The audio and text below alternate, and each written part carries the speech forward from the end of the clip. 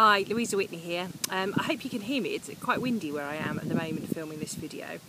I wrote a blog post recently about the importance of taking responsibility in a separation, and I think it's a really big topic, and so I wanted to talk a bit about it in a video as well. You can find the blog on my website, which is lkwfamilymediation.co.uk/blog, and it's one of the most recent ones in July 2017. And a lot of what I do in mediation is taking people through the practicalities of mapping out different options so that they can work out which one will work best for them and their children, and by mapping out what the reality of each option will be like, it helps people to make a decision about whether it's a realistic way forward, essentially. But for some people, that's all they need, just a bit of help with mapping out options. But what I see in some situations is that some people, you could map out 100 different options and they still wouldn't be able to find a way forward together, because one or both parties just isn't at the place where they can accept responsibility for what happens next.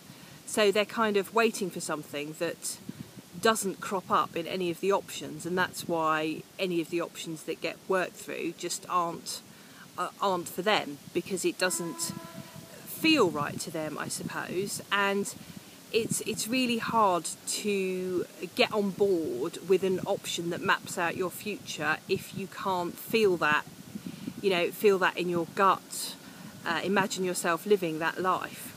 And I think when that's a block, responsibility can come into it, because sometimes it can be the case that someone has had their life mapped out in a certain way, and taking responsibility for mapping out your future in a different way to how you envisaged, it's a really hard thing to do, and that can be something that it takes time to come to terms with.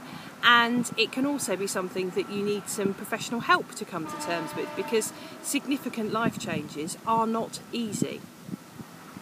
It can also be difficult, I think, where one person has never had to deal with any kind of financial matters, the bills or the budgeting or any of that kind of things, to then suddenly have to be in a situation where they will have to manage their own bills, manage the money, and particularly I think if you're the person that didn't want to make the decision to separate, accepting all that when you don't want that is another really hard thing to do, and particularly when that involves moving to a house that is not your home because your home is the home that you're leaving, or where you're then going to have to come to terms with managing your own money and budgeting and things that you've never had to deal with. And it's okay to feel, I think, that you want to shy away from big responsibilities because they can feel really huge and scary, and they're about a place that you don't want to go to. And so one of the things that I will always look at with clients in mediation is, okay, if this isn't working and the options that you're mapping out aren't the one that works for you, what is the barrier for you? And if you can identify what the barrier is, and often I think it is about taking responsibility for something. Sometimes it can be taking responsibility for things you've said. And, you may feel really strongly that actually someone behaved very badly towards you, but sometimes you have to say, yeah, I was really hurt and angry, and actually, do you know what, I said some things, I did some things that probably I shouldn't have. And all of those things are helpful to moving forward and to taking responsibility so that you can start to map out your future. And sometimes half the battle is kind of identifying what the barrier is to moving forward, so that you can then work out how you can overcome that barrier. So I hope that that's helpful. If this really resonates with you, then please get in touch. Even if mediation is not what you need, sometimes I can point you in the direction of somebody that might be able to help you. If you do need details of mediators, you can find mediators via the Resolution website or the Family Mediation Council website. Thank you.